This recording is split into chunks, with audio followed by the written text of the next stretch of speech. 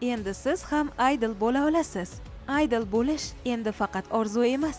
Lekin qayerdan boshlash kerak? Qanday qilib? Hamma savollaringizga javob ushbu videoda.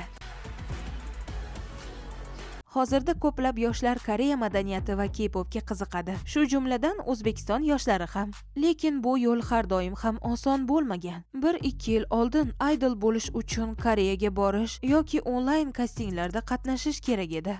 O'zbekistonlik ba'zi yoshlar onlayn kastingda muvaffaqiyat qozonishgan, lekin ularni yetarli qo'llab-quvvatlash bo'lmaganligi sababli ko'pchiligi orzularidan voz kechishgan. Shu bilan birga minglab qobiliyatli yoshlar o'z imkoniyatini ko'rsata olishmagan.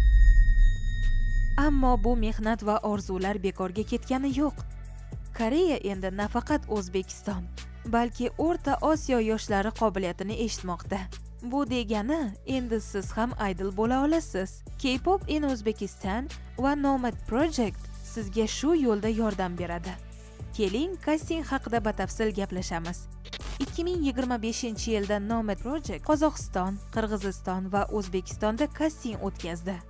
Ko'plab K-popga qiziquvchan yoshlar qatnashdi va hozirda kastingdan o'tgan 3 ta yosh O'zbekiston, Qozog'iston va Qirg'iziston trenerlar bilan shartnoma imzoladi. 2026-yilgi kasting aprel-iyun oylarida Shimkent va Toshkent shaharlarida offlayn tarzda o'tkazilishi rejalashtirilmoqda. Ammo siz hoziroq onlayn kastingda qatnashishingiz mumkin. Buning uchun video ostidagi havola yoki Telegram kanalimiz orqali ro'yxatdan o'ting. Kelajakdagi K-pop guruhi 8 a'zodan tashkil topishi kutilmoqda. Agar Nomad Project kastinglari va Koreyadagi stajyorlar hayoti haqida ko'proq bilmoqchi bo'lsangiz, bizning ijtimoiy tarmoqlarimizga obuna bo'ling va kuzatib boring. Keyingi video kasting mezonlari haqida bo'ladi. Balki keyingi stajyor siz bo'lishingiz va Koreyaga yo'l olishingiz mumkin.